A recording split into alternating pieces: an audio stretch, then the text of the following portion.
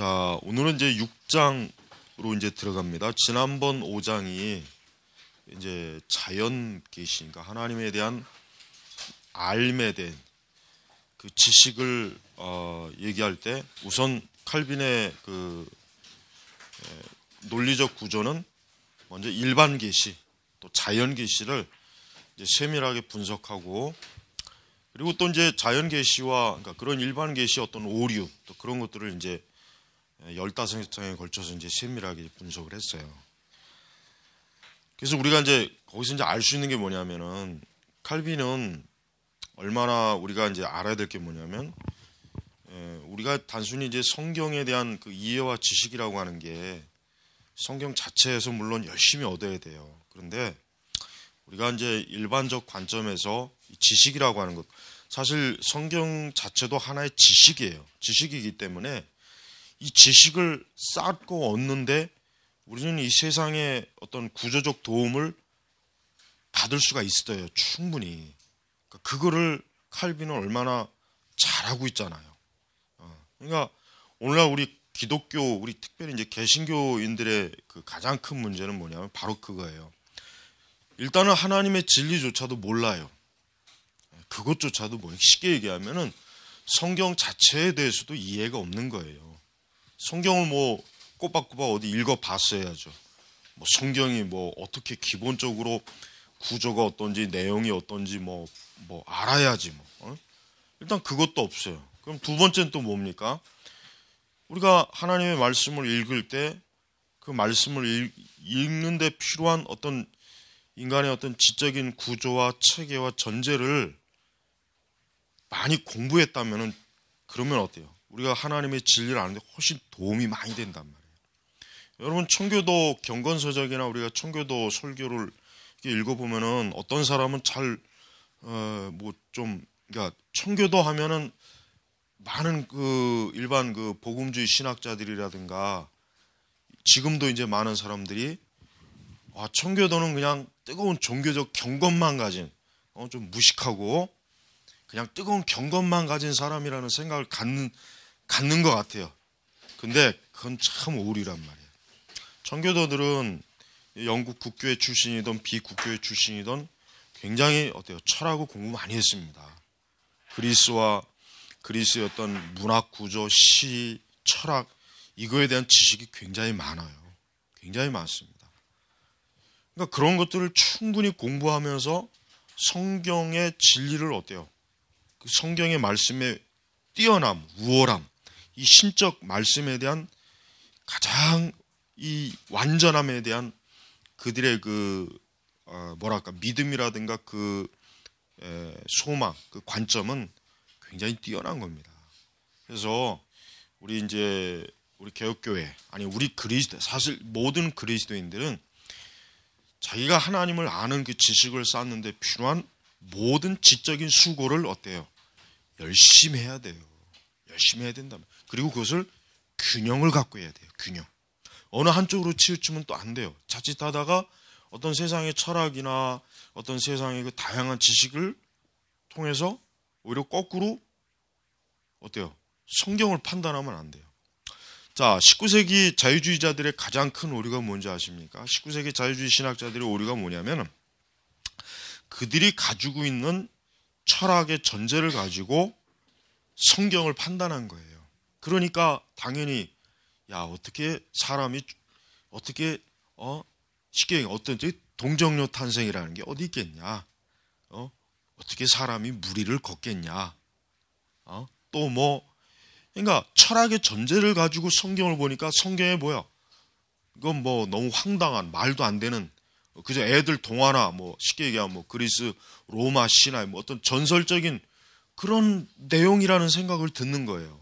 그래서 이 19세기 이 자유주의 신학자들은 사실 굉장히 많은 이 철학의 지식과 인문학 지식이 있었지만 그것을 가지고 성경을 보는 거예요.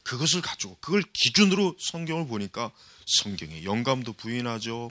하나님의 어떤 전능한 능력이나 이적이나 기적이나 예수님의 모든 어떤 초자연적인 그걸 다 깎아내는 거예요. 성경에서. 그걸 깎아내고 거기에서 그 깎아낸 것에서 신학의 체계를 수립한 게 그게 자유주의 신학이란 말이에요. 그러니까 자유주의 신학은 여러분 절대로 혹 모르는 사람은 이제 너무 또 이제 이런 것도 있어요. 자유주의 신학을 또 너무 비판적으로만 들은 사람들은 자유주의 신학을 굉장히 우습게 여기는데 천만에요. 자유주의 신학은 우습게 여기면 큰일 납니다. 자유주의 신학의 그 논리와 체계와 그 합리성이라고 하는 것은요, 굉장히 대단한 거예요. 그렇지 않았으면 그런 신학이, 만약에 그 자유주의 신학이 엉성했다면은 그 수백 년, 아니 1000년 더 이상이 된 그 유럽의 기독교를 그렇게 완전히 어때요? 융단 폭격을 해가지고 무너뜨릴 수 있을까요? 못하죠. 절대 못합니다. 그러니까 자유주의 신학은 굉장히 뛰어난 지적 체계와 설계와 구조를 가지고 있어요. 그러니까 무시하면 큰일 납니다. 그러니까 그 프린스턴 신학자들이 찰스 아치도 그렇고 메이첸도 그렇고 이런 사람들이 그 당시에 미국의 신학은 좀 수준이 낮거든.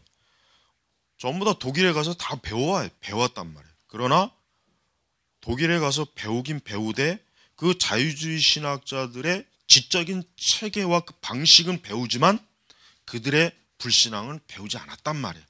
그러나 그들이 가지고 있는 그 뛰어난 지적인 체계를 가지고 어때요? 개혁주의 신학, 기독교 신학을 체계적으로 하니까 어때요? 워필드도 그렇고 메이첸도 그렇고 뛰어난 어때요? 기독교 지성을, 신학을 수립을 할 수 있지 않습니까?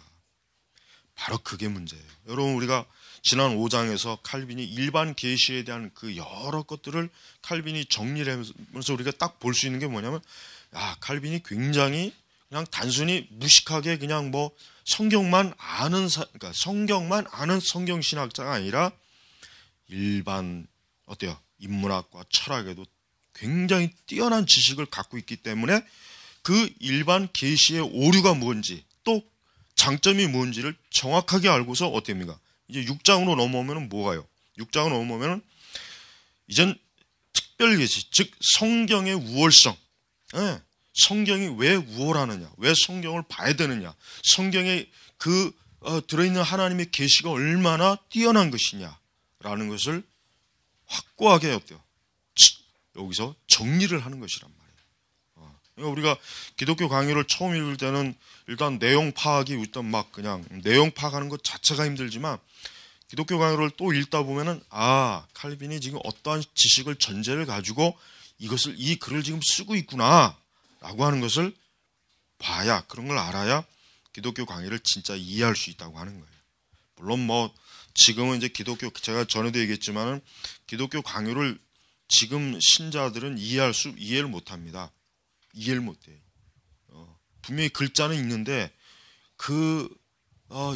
이 칼빈의 논리라든가 이 책에 이 글을 자기의 신학을 드러내는 이 과정을 못 따라가요. 왜? 머리가 텅 비었거든. 자기 안에 어떤 지적인 체계가 없단 말이에요. 없으니까 못 따라가는 거예요. 못 따라가는 거. 그래서 우리가 이제 칼빈의 기독교 신학을 단순히 강독하는 것뿐만 아니라 이 강독회를 통해서 칼빈이 어떠한 배경 지식과 어떠한 체계를 가지고 지금 이것을 왜 얘기하는지, 무엇을 얘기하는지 이제 그거를 이제 강독회 시간에 이제 다루는 거예요. 그러니까 강독회라고 하는 건 그냥 단순히 읽는 것뿐이 아니. 그럼 그냥 집에 혼자서 읽지 뭐하러 그게 나오겠어요. 그럴 필요가 없잖아요. 자, 이제 6장으로 넘어가면 이제 칼빈이 본격적으로 뭡니까? 거기 보면 이제 큰 제목이 창조주 하나님께로 나오려는 자는 성경을 그 안내자와 교사로 삼아야 했다. 자, 보십시오. 분명히 5장까지는 뭐죠? 분명히 5장까지는 일반적 관점에서, 계시적 관점에서 하나님을 인식할 수 있다, 알 수 있다. 그러나 그 부분에 대해서 고의적으로 어때요? 사람들이 본성적으로 타락했기 때문에 그걸 그들이 마음에서 거부하는 거예요. 그러나 실제로 칼빈은 정말 인간이 그 양심이 제대로 작용을 한다면 사실은 어때요? 일반적 관점을 가지고도 하나님에 대한 인식을 분명히 할 수 있다고 전제를 세웠어요. 그러나 그걸 안 하잖아요. 그걸 못하는 거예요. 그걸 하기 싫어하는 거예요. 그게 바로 죄인의 본성의 특성이거든요. 그래서 이제 칼빈은 6장으로 넘어가면서 제 첫 번째 뭡니까? 하나님께서 오직 성경에서만 자신에 관한 것을 실제로 알리신다. 그러니까 6장 1장의 내용, 요 핵심이 바로 자 이제 그겁니다. 즉 이제 성경, 이제 비로소 이제 칼빈은 뭡니까? 성경에 대해서 사람들이 왜 알아야 되는지, 왜 중요한지, 성경은 무엇에 대한 것을 우리에게 알려주는지, 왜 사람은 성경을 알아야 되는지에 대한 것들을 이제 하나하나 이제 여기서 이제 6장에서 이제 간략하게 넘어가고 7장으로 들어가면 더 이제부터 이제 본격적으로 칼빈이 이 기독교 강요를 쓴 목적이 뭡니까? 사람들로 하여금 성경의 내용을 대략적으로 가르쳐주기 위해서 이 기독교 강요를 쓴 거거든요. 그러니까 그 실제적인 그 목적은 이제 6장부터 들어가는 거예요. 6장부터. 그러나 1장부터 4장까지는 그것을 들어가기 위한 워밍업. 그러니까 왜 성경, 그러니까 1장부터 5장까지를 제대로 읽고 이해했다면 이제는 뭐예요? 우리가 이제는 성경에 대한 이제는 어때요? 어떤 탐구심, 마음이 들어와야 돼. 그게 순서란 말이에요. 그게. 자, 이제 들어갑니다. 자, 그러므로 하늘과 땅 위에서 모든 사람의 눈에 비치는 광채는 사람들로 하여금 그들의 배은망덕에 대하여 그 어떤 변명도 하지 못하게 해준다. 자, 보세요. 전제가 뭡니까? 즉, 이 세상의 우주 만물, 모든 피조물을 통해서 사실 뭐예요? 사람이 핑계댈 수 없다 이거예요. 핑계댈 수 없다. 핑계 아무리 대려고 해도 하나님께서 명확하게 모든 만물을 통해서 하나님의 그 영광, 그 창조의 능력, 그걸 환하게 비춰줬는데 어때요? 사실 그걸 싫어하거든요. 그걸 거부하거든요. 그걸 이제 5장에서 충분히 했어요. 자, 이는 하나님께서 그의 피조물 가운데 묘사되는 자신의 본질에 대한 윤곽, 대략적인 예외 없이 보여줌으로써 모든 인류를 동일하게 정죄하셨기 때문이다. 그렇죠. 그러니까 하나님께서 아담과의 타락이 결국 인류에 대한 하나님의 정죄거든요. 그러나 우리에게는 우리를 올바르게 우주의 창조주 앞으로 인도해 줄 수 있는 또 하나의 다른 훌륭한 협조자가 필요하다. 이 협조자가 결국 뭐예요? 성경이죠. 성경이에요, 성경. 근데 칼빈이 지금 한 가지 중요한 단어를 썼습니다. 창조주. 칼빈은 구주가 아니에요. 지금 기독론이 나오는 게 아니라 뭡니까? 신론이 나옵니다. 신론이. 기독론부터 나오는 게 아니라 신론부터, 즉 하나님에 대해서 먼저 사람들이 일반적으로 깨달아야 될 것을 미리 얘기하고 그것을 어디에서? 성경에서 알 수 있다는 것을 지금 자기가 이제 그걸 얘기하겠다. 그렇게 지금 의도를 하는 거예요. 자, 한편 하나님께서 우리에게 구원을 알리시기 위해 자신의 말씀에 빛을 덧붙여 주신 것은 결코 헛된 일이 아니었다. 그리고 하나님께서는 자신에게로 가까이 그리고 친밀하게 모으려고 하는 자들만이 이러한 특권을 소유할 만한 가치가 있다고 간주했다. 그는 모든 사람의 마음이 여러 가지 불안정한 생각 때문에 크게 동요되는 것을 보셨다. 이제 그가 이스라엘 백성들의 양무리를 선택하셨을 때 그들로 하여금 다른 민족들이 행했던 것처럼 공허한 가운데 빠져들지 않도록 하기 위하여 울타리로 둘러싸셨다. 어떠한 울타리로 둘러쌌습니까? 구약의 말씀, 율법. 오직 하나님께서 모든 민족 가운데서 오직 이스라엘에게만 하나님이 어때요? 율법, 하나님의 계시의 빛을 비춰줬는데 그게 뭐냐면 쉽게 얘기하면은 일단 말씀의 빛, 결국은 하나님의 계시의 궁극적인 가장 뚜렷한 빛이 뭡니까? 구원이에요. 우리가 말씀의 빛 하면은 그럼 그 빛의 장애가 뭐냐? 그럼 뭐라고 대답해야 돼요? 구원이라고 얘기해야 돼요. 구원. 다른 걸 얘기하면 큰일 나요. 그러니까 말씀의 빛에 덧붙여 것은 헛된 일이 아니었다. 그러니까 하나님께서는 하나님의 백성들, 하나님이 특별하게 하나님 마음에 염두에 둔 그 사람들을 위한 말씀의 빛, 그런 울타리를 하나님이 주셨다. 그러면서 그들이 누굽니까? 이스라엘 백성이에요. 이스라엘 백성. 또 이와 동일한 방법으로 하나님께서는 우리로 하여금 그 자신에 관해 순수하게 알 수 있도록 하기 위해 그 우리를 울타리 안에 두신다는데 그럴 만한 충분한 이유가 있는 것이다. 그것은 곧 다른 사람들보다 더 견고하게 보이는 자들이 할지라도 쉽사리 넘어질 수 있기 때문이다. 자, 이제 칼빈은 용어를 이스라엘에서 이제 어디로 확장합니까? 우리 이방인, 그리고 우리 이방인들의, 결국은 이 하나님께서 주신 이 울타리, 이 성경 말씀의 빛은 결국 뭡니까? 순전하게 하나님에 대한 이해와 지식을 알 수 있게 하기 위한 거예요.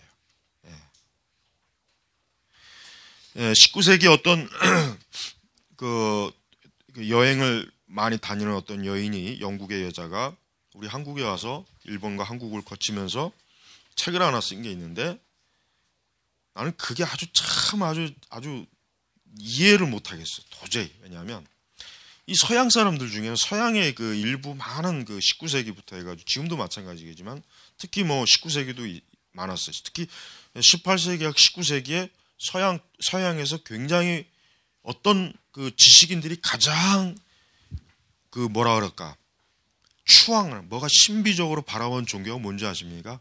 불교입니다. 불교. 독일의 철학자들이 특히 이 불교에 대한 굉장히 많은 이 환상을 가졌어요. 그러니까 뭔가 이 불교가 이제, 그러니까 그들이 오랜 기독교의 역사와 그 배경을 가지고 있다가 이제 서서히 이제 불교라고 하는 그 종교에 대한 지식이 들어가는 거예요. 어떤 여러 경로를 통해서 서서히. 그러면서 제일 먼저 이 지식인들이, 프랑스 볼테르도 마찬가지, 독일의 철학자들, 그리고 특히 프랑스와 독일의 철학자들이 이 불교에 대해서 굉장히 관심이 많았고, 기독교보다는 이제 불교에 대한 그 뭔가 알고 싶어하는 마음, 숭배하고 싶은 마음. 그래서 독일의 유명한 철학자는 자기 그 연구 사무실에다가 그 불상, 석가모니 그 불상을 딱 갖다 놓고, 앞으로의 세계는 불교의 세계가 될 것이다, 이렇게 얘기했단 말이에요. 근데 보세요, 아까 제가 했지만은 그 여자가 책을 쓴 게 있는데, 우리 경주 불국사, 그 일본의 그 절 이렇게 막 돌아다니고, 우리 금강산의 그 절의 유명한 절들을 돌아보면서, 아, 기독교와 불교는 하나다, 이따위 내용을 가지고 책을 썼단 말이에요. 그 책 내용 보면은 그냥 개똥 같은 소리야, 하여튼. 근데 그 책이 굉장히 그 학계에서는 권위가 있는 책이에요. 자, 우리가 보세요. 참 그게 문제예요. 서양 애들 중에는 자기들이 이 기독교에 대한 그 기독교를 굉장히 이해를 못한 사람이 너무 많아요. 너무. 그러니까 불교와 기독교가 하나다, 하나의 어떤 결국은 색깔은 다르지만, 그러니까 오늘날 이 종교다운주의라고 하는 게 오늘날 갑자기 나온 게 아니에요. 종교다운주의 이미 오래전부터 뿌리가 깊었단 말. 자, 그런 순수하지, 인간이라고 하는 게 봐요, 순수하지 못해요. 하나님과 우상을 늘 섞어놓기를 좋아해요. 이게 습성이에요. 습성. 아주 타락한 본성의 습성이란 말이에요. 습성, 고질성이. 바로 이러한 고질성의 습성을 막기 위해서 하나님이 주신 게 뭐예요? 그게 성경이에요. 그게 성경이, 그게 말씀이란 말이에요. 그러니까 우리가 만약에 하나님의 말씀이 없다면은 사실 인간이 본성적으로 타락했기 때문에 하나님과 이 우상과의 얼마나 반죽을 많이 해갖고 도대체 뭐가 뭔지를 실체를 모를 그러한 이상한 종교, 이상한 신앙을 수도 없이 지금까지 만들어 왔고 앞으로도 만들 거란 말이에요. 그러니까 우리 그리스도인들은 어떻습니까? 하나님의 말씀에 대한 이해와 지식이 아주 뚜렷하고 명확해야지 그게 희미하면 안 돼요. 그게 희미하면 신앙이 어떻게 해요? 미신이에요. 미신적이 되고 무지하고 어리석어가지고 하나님을 바르게 믿지 못한 거예요. 그러니까 우리나라 복음주의 교회들 보십시오. 맨날 아는 게 없죠. 솔직히 말해서 아는 게 너무 없어요. 너무 없어. 그 정도 교인 양성하려고 그 목사가 뭐 그렇게 7, 8년 공부하고 유학까지 갔다 올 필요가 뭐가 있을까? 그냥 한 2, 3개월 단기로 그냥 배우고 몇 가지 그저 설교나 그저 이렇게 해가지고 그냥 맨날 그 설교나 대도 않는 말 그저 반복이나 하면 될 거 가지고. 그러니까 난 그게 이해가 안 가요. 그게 이해가 안 가는 거예요. 별것도 없는 걸 가지고 뭐 저렇게 저걸 어떻게 기독교라고 할 수 있을까? 난 그게 도저히 이해가 안 가요. 그러니까 우리 기독교인들은 하나님을 알고 이해하는 그것이 뚜렷하고 명확해야지 희미하면 안 돼. 희미하면. 하나님이 성경을 주신 목적이 사람들로 하여금 하나님에 대해서 순수하게 알 수 있도록 하기 위해서 성경을 지금 줬다. 지금 칼빈이 그렇게 얘기하지 않습니까? 그럼에도 불구하고 어때요? 이 성경 문맹자들, 성경에 대해서 무지한 자. 응? 성경 공부를 보면은 성경 공부하는데 우리 여기 신학생도 있지만은 이 다음에 목회할 때 성경 공부 시킬 때 쓸데없는 다른 교재를 쓰지 마요. 성경 자체를 가지고 교재를 써야 돼. 물론 좋은 성경 공부집 있는 거 알아요.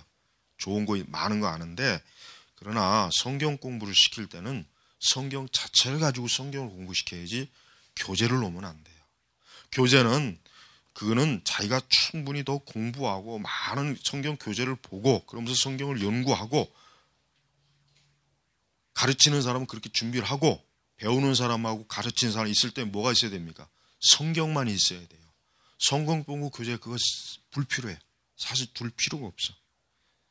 사실은 교리교육 할 때도 마찬가지예요. 사실 뭐 교리교육도 엄밀히 얘기하면은 성경만 가지고 해도 되는데 그러나 이제 배우는 사람 입장에서는 그래도 그 말 그대로 요약된 교리가 있어야 그래도 이해하기 쉬우니까 그래서 하는 거란 말이에요. 그러나 성경 공부 같은 경우는 성경만 가지고 해야 돼요. 무슨 성경 공부 교재 수도 없이 많잖아요. 기독교 백화점 가봐요. 뭐 엄청나게 많아요. 엄청나게. 근데 진짜 성경 공부를 시키려면 성경만 가지고 성경 공부를 시켜요. 그래도 그게 진짜예요. 교재를 중간에 놓게 되면 사람들이 어떻게 되냐면은 말씀으로 향하는 것이 아니라 교재로 향해요. 교재 책에다 향한단 말이에요. 물론 그렇게 해서도 배우긴 해요. 그러나 신자들로 하여금 진짜 성경에 대한 더 관심, 또 성경을 그들이 읽고 배우는 데 있어서 성경이 1차적으로 다가와야지 중간에 뭐가 끼면 안 된다는 거예요. 그래서 절대 성경 공부한다 했을 때 무슨 교재 해가지고 우리 성경 공부합시다 하지 말고 성경 그 자체를 가지고 성경 공부를 시키란 말이에요. 그래야 어때요?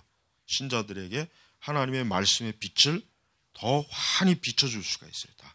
그러나 가르치는 사람은 준비를 많이 해야 돼요. 주석도 많이 봐야 되고 또 성경에 관련된 좋은 책들도 충분히 읽어서 그 성경에 대한 명확한 것을 또 핵심적이고 중요한 것들을 가르쳐야 되겠죠. 그런 준비가 없이 그냥 성경만 가지고 있으면 둘 다 똑같이 이단이 되는 거예요.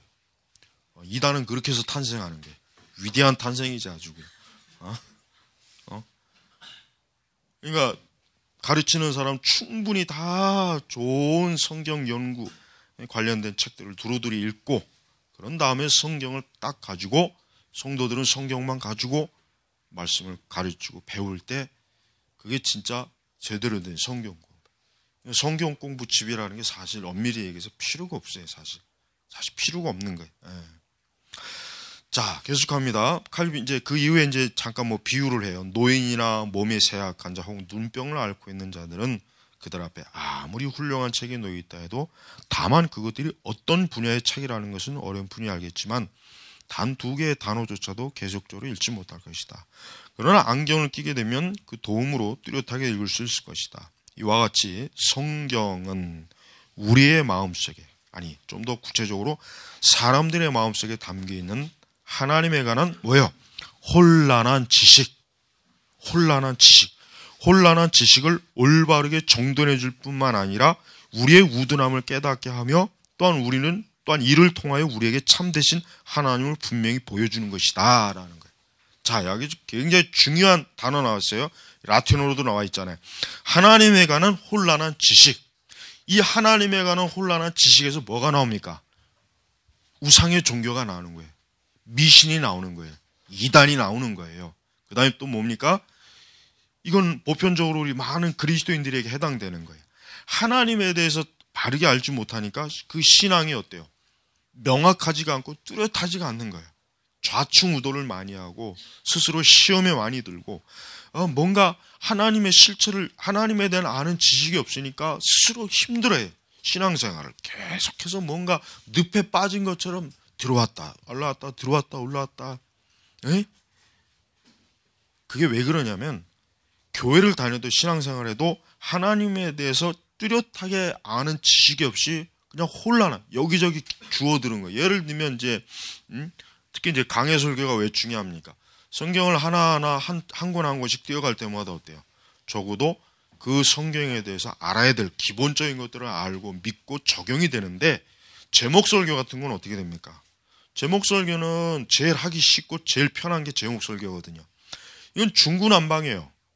예, 오늘 여기서 성경 저기서 듣는 입장에서는 어쨌든 은혜가 될, 그들식으로 말해서 은혜가 될 수는 있지만, 그러나 자꾸 뭔가 정립이 안 되는 거예요. 그렇다고 해서 교회에서 교리를 가르치는 것도 아니고 성경 공부를 또 그렇다고 제대로 또 정확하게 해주는 것도 아닐 때 어떻게 되십니까? 그런 상태에서 교회를 10년, 20년, 30년 다녀도 어때요? 혼란된 지식 때문에 어때요? 힘들어요. 혼란된 지식. 그래서 칼빈은 지금 뭐라고 합니까? 사실 성경의 목적이 뭐냐면, 인간이 가지고 마음속의 단계, 즉 타락한 본성에 가지고 있는 사실은 하나님에 관한 혼란한 지식, 이게 어떻게 됩니까? 그거를 바르게 정리된 지식으로 만들어주는 게 바로 성경이에요. 성경. 그러니까 사람이 성경을 바르게 배우고 알면은 혼란하지가 않아요. 우선 자기 자신도 혼란하지 않고, 인생에 대해서도 혼란하지 않고, 삶에 대해서도, 세상에 대해서도 혼란하지가 않습니다. 그러나 성경을 모르고 성경을 알지 못하는 사람은 모든 면에서 다 혼란해요. 모든 면에서 다 혼란해요. 모든 면에서.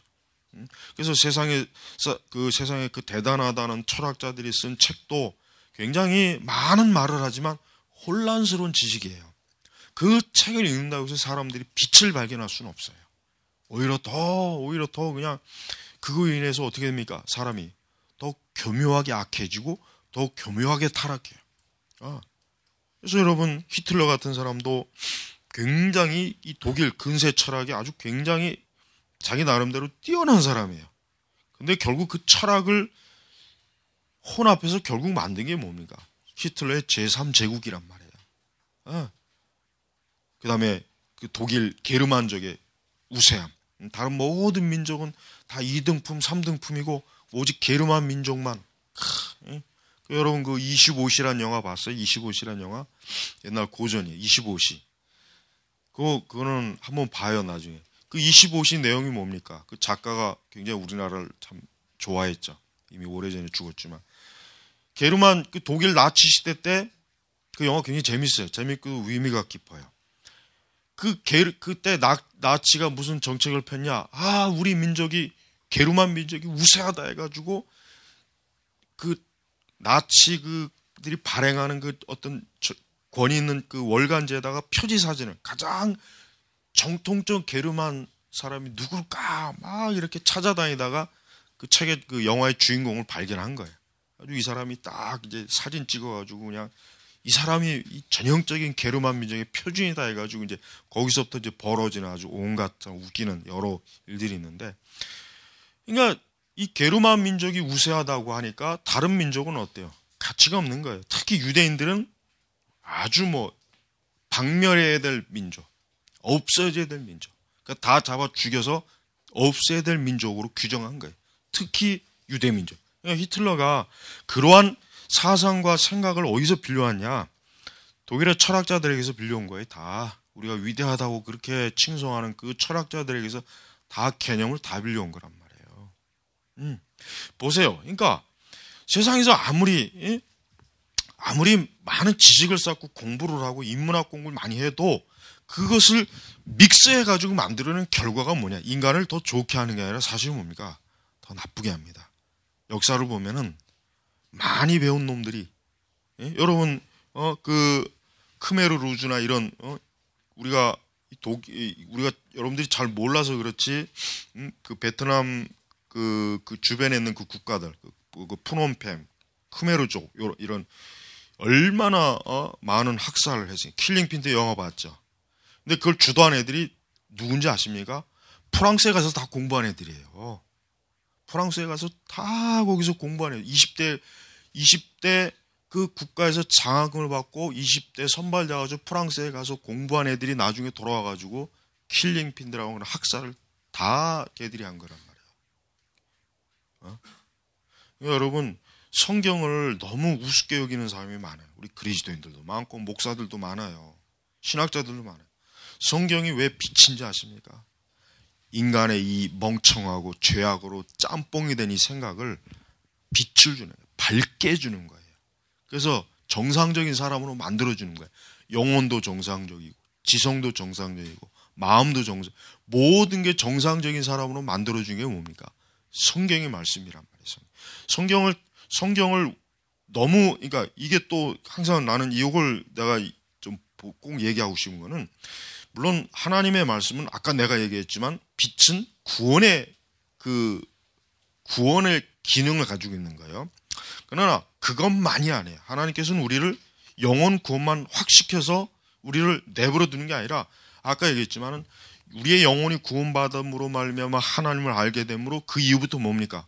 사람은 머리부터 발끝까지 정상적인 사람이 되는 거예요. 정상. 모든 면에서 마음과 생각과 지성과 삶의 모든 면에서 정상적으로 자꾸 변하는 거예요. 변화. 그걸 성화된다 그러는 거죠. 성화. 그러니까 성화의 개념을 교리적으로 하도 어렵게 배우다 보니까 그걸 별거 아닌 거로 여기지만, 사실은 별거 아닌 게 아니라 하나님을 아는 지식을 알게 되므로 사람이 어때요? 정상적인 사람이 되는 거예요. 그러니까 여러분, 지금 예수님 안 믿는 사람은 어떤 사람이에요? 비정상적인 사람이에요. 그 사람의 그 겉모습이나 그 사람이 가지고 있는 세속적인 그런 배경, 그걸 보면 안 돼요. 그리스도인은 그걸 보면 안 된단 말이에요. 이 사람이 하나님을 아느냐 모르느냐를 봐야지. 하나님을 모르면 어떻습니까? 속으로, 이 사람은 불량품이구나. 이 사람은 지금 제품 상태가 완전히 개판이구나. 완전히 썩었구나. 속으로, 겉으로 그러지 말고. 겉으로 그러면 또 큰일 나잖아요. 속으로.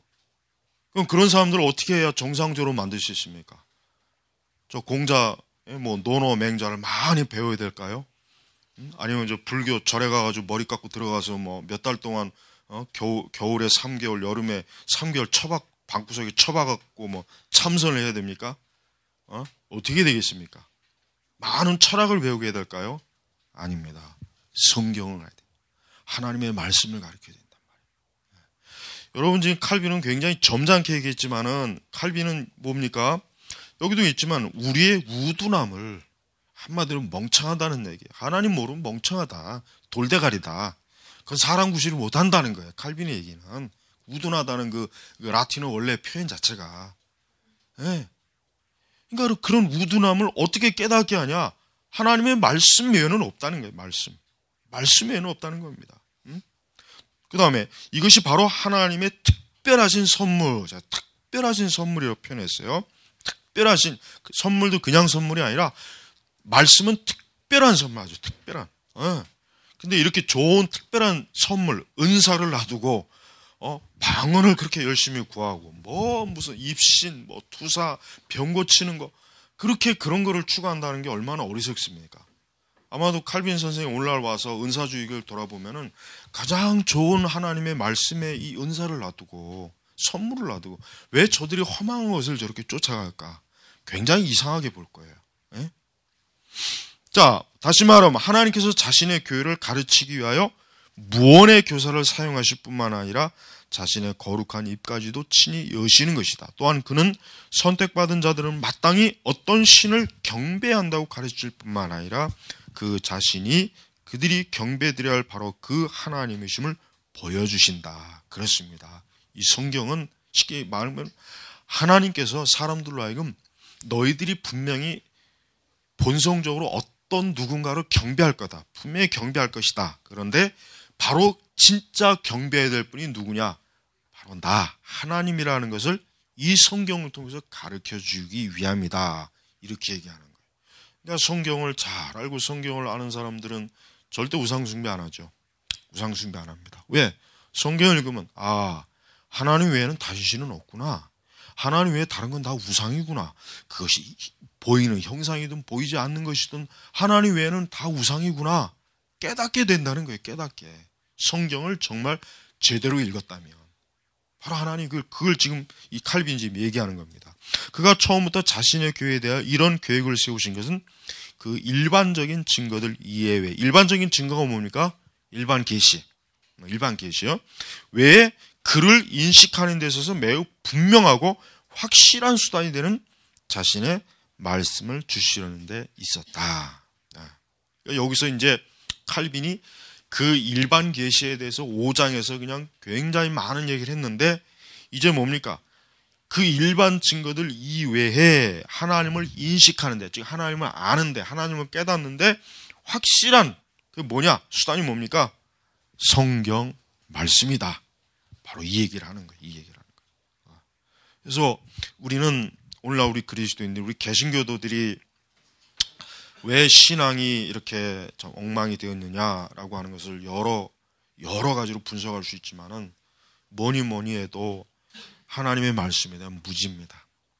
하나님의 말씀이 무지하니까 어떻게 됩니까? 아까 여기 나와 있죠. 아까 얘기했지만은 하나님에 관한 혼란된 지식, 이게 문제예요.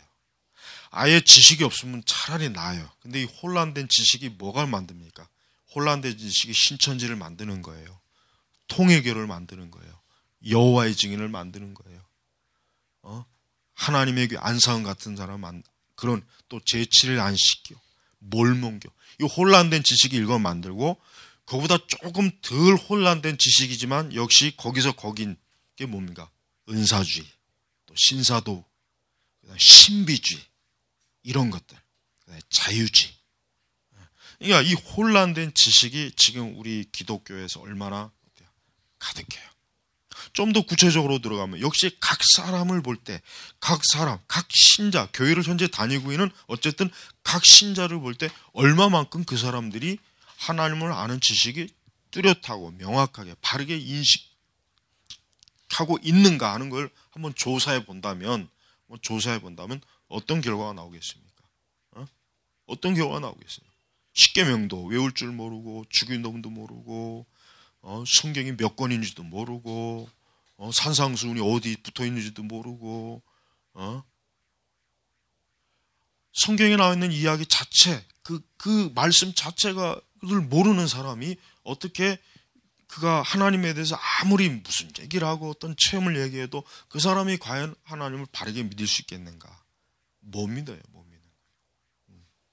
그러니까 여러분이 지금 여기까지 강의를 일단 들어보고 이제 성경이 얼마나 중요하다는 것을 이제 여러분이 좀 인식을 하기 바랍니다. 자, 다음으로 이제 넘어갑니다. 자, 성경에 명시된 하나님에 관한 두 가지 종류의 지식, 더 구체적으로 나갑니다. 자, 아담과 노아, 아브라함 그리고 그 나머지 족장들이 자신들과 불신자들을 구분하는 하나님에 관한 정통한 지식에 도달하게 된 것은 의심할 여지 없이 이러한 도움으로 말미암아 이룬 것이다. 그런데 내가 여기서 말하고 싶은 것은 영생에 대한 소망을 갖도록 조명해 주었던 신앙의 특별한 교리에 대해서가 아니라, 다시 말하자면 사망으로부터 생명에 들어가기 위해서는 하나님을 창조주로서뿐 아니라 뭡니까?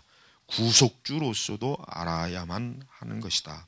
의심할 여지 없이 그들은 말씀을 통하여 이 두 종류의 지식에 도달할 수 있었다.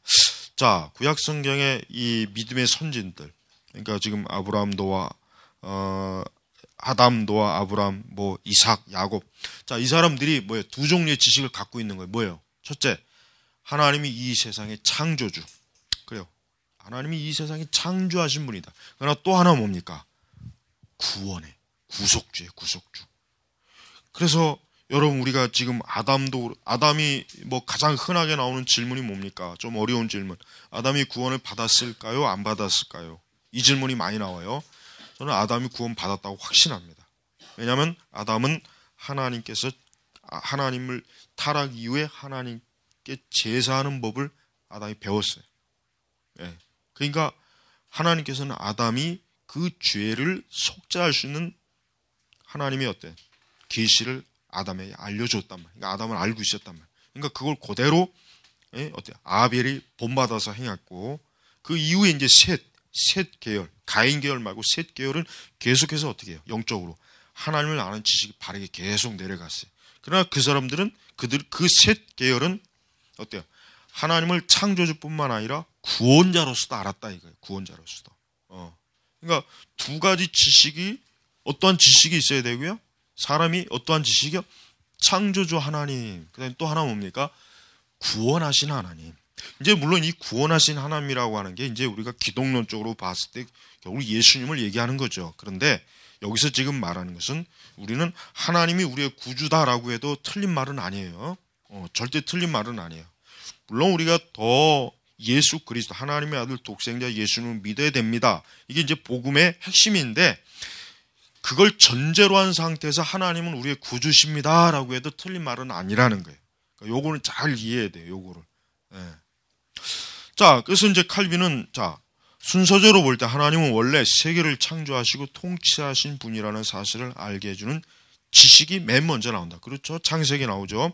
그 다음에 덧붙여 나오는 것이 곧 유일하게 죽은 영혼들을 소생시킬 수 있는 내적 지식인데 이 지식에 의해 하나님은 세계 창조주요 만물의 창조주요 통치자가 되실 뿐만 아니라 중보자의 인격으로 나타나신 구속자로 알려지게 된다. 그러나 세계의 타락과 자연의 부패에 대해서는 아직 언급되지 않았으므로 그 구원의 처방에 대해서는 여기서 다루지 않기로 한다.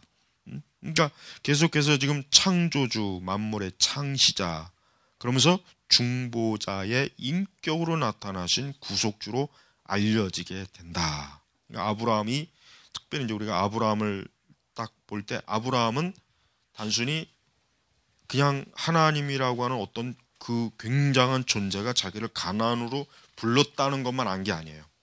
그 하나님이 보여 결국은 나를 구원하실 분이라는 것도 알았어요. 아브라함뿐만 아니라 이삭, 야곱, 요셉 다 그걸 알고 있었습니다. 다 그거를.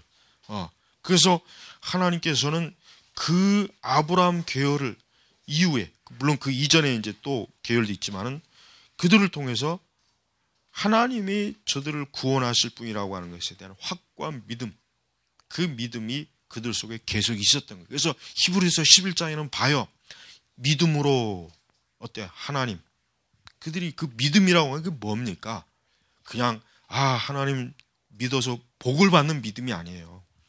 구원의 믿음이에요. 본향을 가는 그 믿음. 히브리서 11장은 지금 바로 그 구원의 믿음에 대해서 얘기하는 거예요. 그 믿음.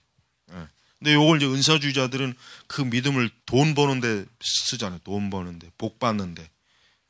그 히브리서 11장 믿음의 사람 해가지고 우리도 이렇게 믿음을 가지고 있으면 병도 고칩니다. 돈도 많이 법니다. 복을 받습니다. 그걸 그렇게 적용시키는데 사실은 히브리서 11장은 뭡니까? 구속주로 믿었다고 하는 것을 그 성경의 일문들을 쭉 나열하는 거예요. 그게 바로 그 목적이에요. 그 목적. 자, 계속해 합니다. 자, 그러므로 독자 여러분은 지금 내가 하나님께서 아브라함의 후손들을 양자로 삼으셨던 언약이나 신자와 이방인을 언제나 특별하게 구별하는 교회의 일부분을 다루려고 하지 않는다. 왜냐하면 이 부분은 그리스도 안에 기초되어 있기 때문이다. 맞죠? 제가 아까 얘기했죠? 그래요.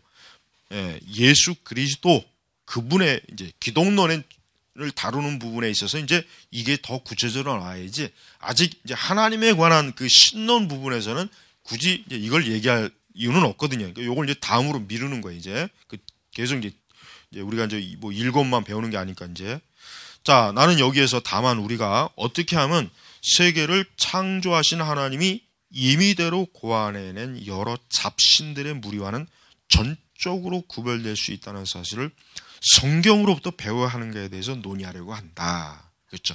지금 구원론을 얘기하는 게 아니에요. 구원론은 나중에 이제 그리스도 안에 기초했기 때문에 이제 기독론을 얘기할 때 자기가 얘기하겠다라고 하고 먼저 뭐예요? 오만 가지 잡신으로부터 어떻게 하면 유일하신 하나님, 나 외에 다른 신이 없다. 이거를 이제는 칼빈이 좀 더 얘기해 보겠다.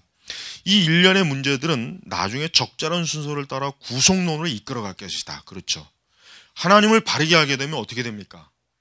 예수님을 믿을 수 있어요. 그러니까 여러분 우리가 스펄전 목사님의 설교는 예수 그리스도에 대한 그 설교가 결국 기독론의 설교예요. 기독론의 설교. 근데 로이드 존스는 예수 그리스도에 보단 하나님에 대한 설교예요. 칼빈도 하나님에 대한 설교예요. 칼빈의 설교에서 읽어보면 예수 그리스도를 지칭하는 그 내용보다는 하나님에 대해 하나님. 근데 그 당시는 우리 시대하고는 차원이 다르기 때문에 칼빈이 그렇게 해도 아하, 구세주 예수 그리스도 구주가 되신 그걸 다 이미 알고 있었단 말이에요. 예. 그러니까 이제 개혁주의는 그리스도보다는 하나님에 대한 설교를 사실 더 많이 다룹니다. 신학 자체가. 근데 이게 잘못된 건 아니에요. 근데 이제 복음주의는 안 그래요. 여기서 이거는 굉장히 좀 신학적인 문제지만 얘기할게요. 우리가 보통 예수님을 많이 얘기해야 그게 좋은 설교라는 생각을 갖고 있는데 실제로 그렇지 않습니다.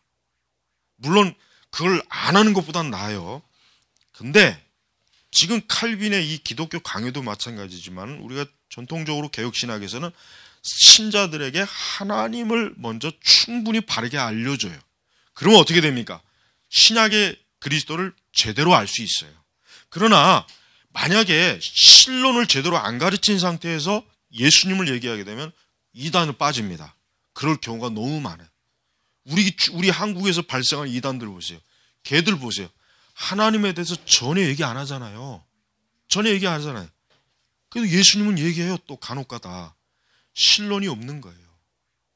그러니까 우리가 이제 청교도 시대들은 이미 이러한 신론에 대해서 충분히 알기 때문에 스펄전 목사님도 이미 자신의 교회에서 성도들에게 그런 것들을 충분히 가르치기 때문에 그 설교를 그렇게 하는 거지, 스펄전 목사님이 신론을 모르니까 이게 중요하지 않아서 예수님에 대해서 얘기하는 게 아니란 말이에요. 그거를 꼭 알아야 돼요. 그러니까 그런 걸 모르는 분들은 그러니까 전혀 그런 것들을 이건 이제 우리 일반 신자들은 전혀 생각하지도 못하는 문제지만 신학생들이나 목회자들이 전혀 그런 걸 잘 구분을 못할 수가 있단 말이에요. 그래서 칼빈은 먼저 하나님에 대해서 바르게 아는 게 중요하다는 거예요. 그래야 나중에 기독론을 가르칠 때 제대로 된 바르게 된 예수님에 대해서 알 수 있다는 걸 지금 전제를 세워주는 거예요. 칼빈이 얼마나 뛰어난 교사라는 걸 알아야 돼요. 칼빈은 그냥 교사가 아닙니다. 이런 사람들은 우리 일반 사람들이 생각하는 것보다 몇 배나 더 모든 걸 다 감안해서 지금 가르친 정말 가장 뛰어난 교사예요, 교사. 자, 그래서 그러니까 하나님에 대해서 제대로 모르면은 사실 성령론이나 기독론도 어때요? 그릇되게 배웁니다. 그래서 조직신학에서 제일 먼저 나오는 게 뭡니까? 신론이 제일 먼저 나오는 이유가 바로 거기에 있는 거예요. 신론을 제대로 배워야 나중에 기독론도 그리스도, 성령. 그러니까 오늘날 우리나라 교회뿐만 아니라 전 세계 교회가 이 어떤 잘못된 성령론에 많이 빠졌다는 건 뭡니까? 결론적으로 하나님에 대해서 잘못 믿고 있다는 거예요. 그래서 제가 은사주의가 이단이라는 이유는 뭐냐면 저들은 하나님을 잘못 알고 있어요. 잘못 믿고 있어요. 기독교 신앙에서 하나님을 잘못 알고 잘못 믿으면 그게 이단이에요. 그게 무슨 신천지만 이단입니까? 하나님에 대해서 이상하게 가지고 있으면 그게 이단이지. 하나님에 대해서 이상하게 가지는데 예수님에 대해서 바르게 가졌다. 그건 더 이상한 이단이에요. 그건 그래서는 안 되거든. 그래서는 안 되는데 그러고 있으니까 그건 더 큰 문제가 있다니까요. 그러니까 지금 우리나라 복음주의 교회들 보면은 사실 기독론도 사실 완전 꽝이고 성령론은 말할 것도 없고 신론은 아예 있는지 없는지도 모르고 있어요. 그거는 아예 개념이 없어요, 개념. 그래서 이게 지금 큰 문제입니다. 그래서 여러분들이 이제 우리는 많은 증거들을 신약 성경으로부터 그리고 그 밖의 증거들 역시 그리스도에 대해 명백하게 언급하고는 율법서나 예언서들로부터 인출해낼 수 있다. 그렇지만 이 모든 것은 우리로 하여금 어그러진 길로 접어들어 확실치도 않은 어떤 신적 존재를 찾지 않도록 하기 위해 세계를 창조하신 하나님이 성경에서 우리에게 계시되어 있다는 것과 또한 우리가 그에 대해 마땅히 해야만 될 바가 거기에 명시되어 있다는 사실을 나타내 주는데 그 목적이 있다. 그렇습니다. 여러분, 예수님을 잘 믿는다라고 하는 건 뭐예요? 하나님에 대해서 잘 알고 하나님을 바르게 믿는다는 뜻입니다. 이걸 분리하면 안 되죠. 근데 이걸 지금 분리하고 있는 기독교가 지금 이 시대 기독교예요. 그러니까 이게 너무 이게 말이 안 되는 기독교란 말이에요. 어떻게 하나님에 대해서 그릇되게 알고 있는데 어떻게 예수님에 대해서 가르칠 수가 있겠습니까? 제대로 못 가르칩니다. 그러니까 사실 우리가 일반 교회에서 가르치는 예수님은 엄밀히 얘기하면은 굉장히 성경적으로 봤을 때, 우리가 신학적으로 봤을 때도 정말 제대로 예수님을 가르치는 거냐 하는 의문점이 너무 많이 들어요. 너무 많이 들어요. 이런 걸 만약에 꼬치꼬치 캐고 들어가자 보면은 이건 정말 심각한 문제가 되는 거예요. 자, 이 두 번째 파트를 그저 잠깐 좀 하겠습니다. 자, 성경으로서의 하나님 말씀. 자, 첫 번째 정리를 깨끗하게 이렇게 딱 이렇게 잘 정리해놨는데, 말씀과 환상 그리고 사람들의 중개와 사역을 통해서, 자, 하나님이 족장들에게 알려주신 것은 말씀이나 환상을 통해서인지 아니면 사람들의 중개나 사역을 통해서인지에 대해 관계없이 하나님께서는 그들로 하여금 이러한 지식을 그들의 후손들에게 전해야 된다는 사실을 특별히 유의하게 하셨다. 어쨌든 인간의 마음에 그러한 교훈이 명백하게 새겨져 있으므로 그들이 자신들의 배운 바가 하나님에게서 비롯되었다고 확신하고 이해했다는 것은 조금도 의심할 여지가 없다. 왜냐하면 하나님께서는 모든 인간적인 생각을 초월하는 확실한 증거를 자신의 말씀에 부여하셨기 때문이다. 여러분, 아브라함은 성경책이 없었어요. 그죠? 아브라함은 율법서도 없었습니다. 아브라함은 우리가 알고 있는 이 신구약 66권이 없었어요. 구약시대는 더군다나 신약 성경이 없었어요. 노아도 역시 뭡니까? 성경이라고는 한 줄이 없었습니다. 그러면 어떻게 노아, 그 다음에 아브라함, 또 욥은 사실 유대인이 아니에요. 그죠? 욥은 유대인이 아닙니다. 학자들 말로는 아브라함 시대 때 욥이 아마 동시대 사람일 것이다, 그렇게 추정을 해요. 그러니까 욥은 유대인이 아닌데 하나님이 욥을 알았어요. 어떻게 알았을까요? 하나님께서 우리가 알지 못하지만 하나님이 어떤 목적으로 욥에게 자신을 계시했는데, 자신을 계시하신 수단이 뭐겠습니까? 뻔하죠. 음성이에요. 환상 음성. 분명합니다. 말씀이 아니에요. 그러니까 근데 지금은 하나님이 그렇게 안 해요. 지금은 왜? 성경이 있으니까. 우리에게 기록된 성. 그래서 여기서 칼빈도 자신의 말씀에 부여했다. 확실한 증거를 자신의 말씀에 부여하셨다. 그러니까 사실은 칼빈이 어떤 확실하게 단정을 하지는 않아요. 이 족장, 그러니까 아브라함과 이삭, 야곱이 분명히 어떻게 저들이 하나님을 알았을까? 어떻게 하나님을 이해했을까? 근데 분명히 올바로 알기는 알았다면은 분명히 하나님께서 저들에게 확실하게 하나님을 알 수 있는 어떤 수단을 하나님이 주셨을 거예요. 근데 그게 음성이든 환상이든 꿈이든 그건 정확하게 줬기 때문에, 여러분 우리가 한번 생각해요. 아브라함이 절대 비정상적인 사람이 아닙니다. 아브라함은 우리만큼이나 똑똑하고 이성적이고 합리적인 사람이에요. 그냥 아무거나 보고 하나님이라고 할 사람이 아니란 말이에요. 근데 하나님께서 아브라함을 불렀어요. 하나님 음성으로 불렀겠죠. 아니면 그러니까 아브라함이 그게 너무 뚜렷하니까, 이게 내가 미쳐서 정신과에 갈 게 아니라 이건 도저히 지금 자기가 그동안 그 하란에서 봤던 수많은 우상하고 너무 달라. 너무 다른 거야. 이거는 내가 지금 종교적인 망상에 빠진 것도 아니고 미친 것도 아니고 환상을 듣는 것도 아니고, 이건 부인할 수 없다. 이 하나님은 진짜 유일하신 분이구나.